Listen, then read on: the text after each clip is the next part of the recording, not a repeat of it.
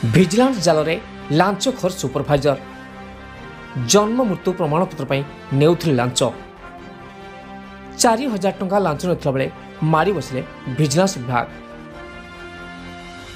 କଳାହାଣ୍ଡି ଜିଲ୍ଲା ଥୁଆମୁରାମପୁର ଡାକ୍ତରଖାନାରେ କାର୍ଯ୍ୟରତ ସୁପରଭାଇଜର ଲକ୍ଷ୍ମୀ ମରାଣା ଜନ୍ମ ମୃତ୍ୟୁ ପ୍ରମାଣପତ୍ର ପାଇଁ 4,000 ଟଙ୍କା ଲାଞ୍ଚ ନେଉଥିବା ବେଳେ ଭିଜିଲାନ୍ସ ଜାଲରେ ପଡ଼ିଲେ। ତଳଝାପି ପଞ୍ଚାୟତର ନିକେଜର ଗ୍ରାମର ଅର୍ଜୁନ ନାୟକ, ବବୁଲ ନାୟକ ଏବଂ ଘାସିରାମ ମାଝୀଙ୍କଠାରୁ ଜନ୍ମ ମୃତ୍ୟୁ ପ୍ରମାଣପତ୍ର ଦେବା ପାଇଁ ଡାକ୍ତରଖାନାରେ କାର୍ଯ୍ୟରତ ସୁପରଭାଇଜର ଲକ୍ଷ୍ମୀ ମରାଣା ଲାଞ୍ଚ ମାଗିଥିଲେ। ଏନେଇ ସମସ୍ତେ କଳାହାଣ୍ଡି ଭିଜିଲାନ୍ସ ବିଭାଗକୁ ଅଭିଯୋଗ କରିଥିଲେ। ଆଜି ସନ୍ଧ୍ୟାରେ 3 ଜଣ 4,000 ଟଙ୍କା ରଙ୍ଗବଳା ଟଙ୍କା ଲକ୍ଷ୍ମୀ ମରାଣାକୁ ଦେବା ପରେ ଆଗରୁ ଛପି ରହିଥିବା ଭିଜିଲାନ୍ସ ଲକ୍ଷ୍ମୀ ମରାଣାକୁ ରଙ୍ଗବଳା ଟଙ୍କା ସହିତ କାବୁ କରିଥିଲେ। ପୂର୍ବରୁ ପ୍ରତ୍ୟେକ ଆବେଦକଙ୍କଠାରୁ 2,000 ଟଙ୍କା ଲେଖା ଆଦାୟ କରି ପ୍ରମାଣପତ୍ର ଦେଉଥିଲେ।